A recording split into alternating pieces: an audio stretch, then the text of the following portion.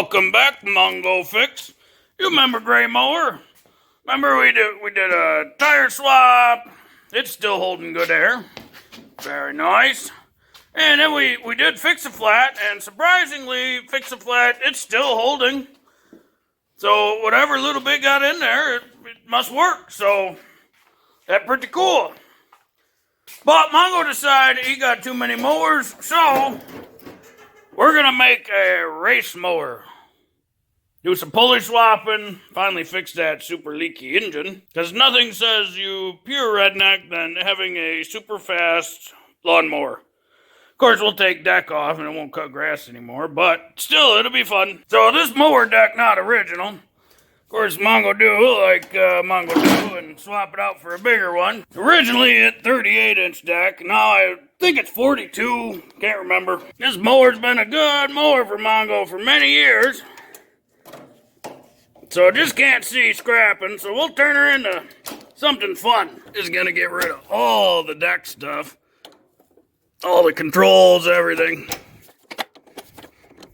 And we don't need a hood right now. So we want a hood for later, but right now, nope. I'll get this out of the way for now. Get rid of these deck controls. Little snap ring. PB soaking on there. Undo our starter. Undo our electrical. Get our fuel.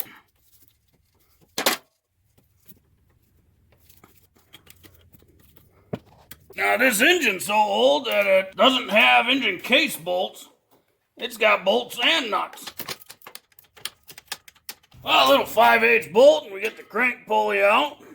And as you can see, as Mongo buddies say, the old oil control valve is running wide open. And now we should be able to get this oily bastard out of here. Might as well get the oil draining out of here. Yeah, that, pretty lined up, not bad. Direct hit. You can tell that's where the oil coming from, because a little bit of residue up there, but really it's all that seal. And those deck controls, they got a couple pins deep down there. Yep, just a couple cotter pins. We can take these parts out. Sneak our deck engagement cable out. So deck engagement cable, tabs get pushed into metal, so metal receivers. So you push those, pull it out. And then that just, you push it right off the little pin.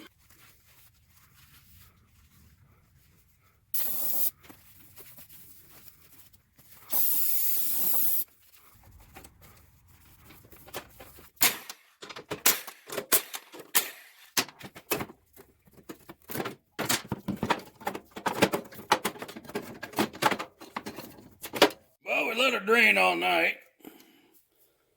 Close that guy back up. 1/4-inch bolts, we'll get the starter cover off. 5/16 bolt for that. And a couple 1/2 inch, we'll get this starter off here. Not sure why, but you can never get to this other bolt because the gear's in the way. Not sure why they make them that way, but well, now we can get to all our case bolts down there. And this engine's got a key on it. So we don't want to lose that key. And all our case bolts are 1/2 inch. Just a little cleanup. We don't want it to be too fancy.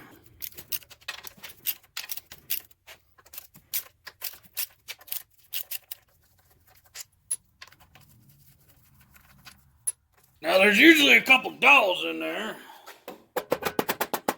And then be real careful not to damage that seal. Of course, rebuild kit might come with a new one.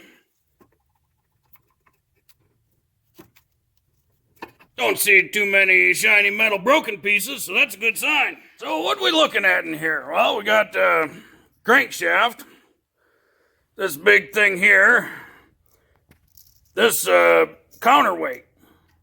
So because this is just single cylinder, it pretty shaky. So they put this big counterweight in there, so that way when the connecting rod right there, which piston's attached up top inside the cylinder, when it come down or go up under power or whatever, that counterbalance adjusts so that it kind of swing around a little bit. That way it doesn't shake the mower too much. And then this is our crankshaft timing gear. This is our camshaft timing gear. So attached to this thing's the camshaft, and it moves the push rods up and down. Inside there's the cam lobes, way in there. And then this is the oil slinger, because it doesn't have an oil pump. So when the camshaft spins, this thing spin around, and pretty much it just having fun down there, splashing oil all over the parts, so that way they stay lubricated and the bearings stay good. So we get some new parts. Their part number for the crankshaft end seal, that little guy. And then we get the whole gasket. So it not come in kit, buy separate, but gasket was pick up at Ace for $7, and crankshaft seal pick up at Ace for $6. Trusty friend, Mr. Razor Blade. Hey, this one not so rusty. Real nice. Again, be careful, the razor blade might cut self.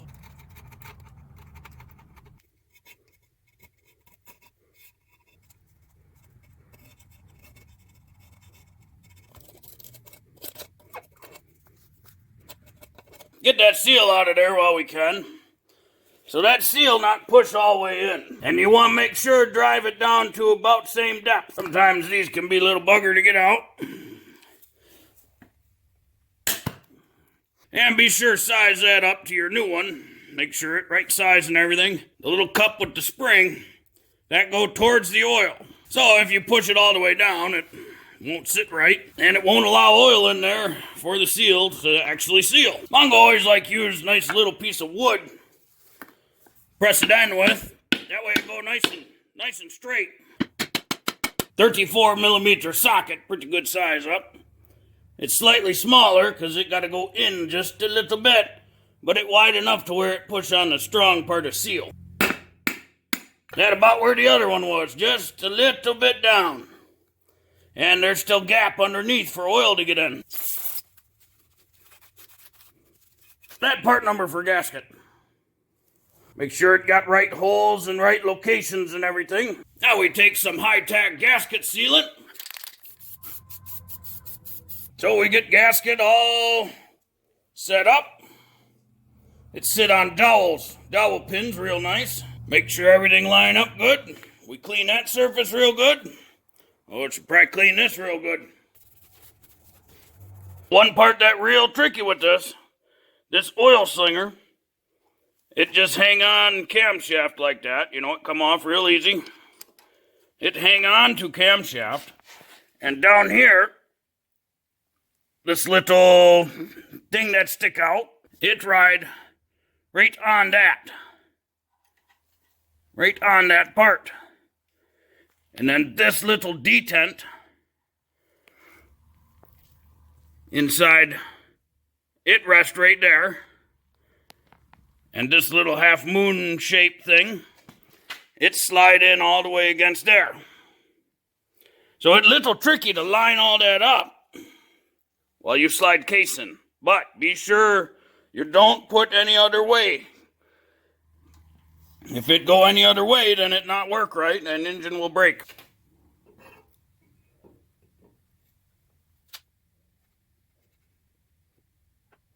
So we line up pretty good right there. Mongo think it good, but we got dowels there, which cause a little more resistance. There we go. Slide in real good. Key in. Always good check. Make sure.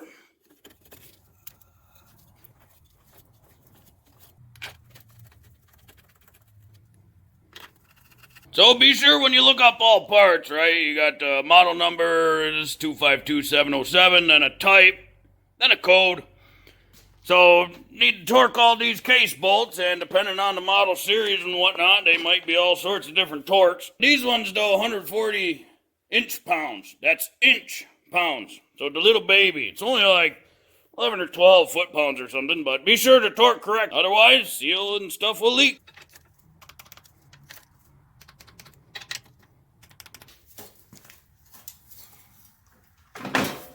Line her back up. And now we put starter back in.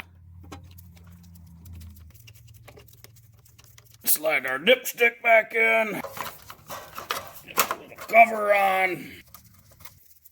And let the fork thing go up there. Hold dipstick. And hook a starter back up. Our electricals back up. And our throttle. And our fuel. Alright, so we get her installed. Get some engine oil in there.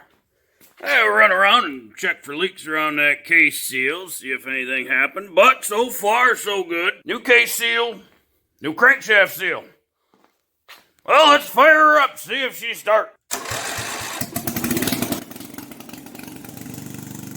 Oh, she run like a chomp.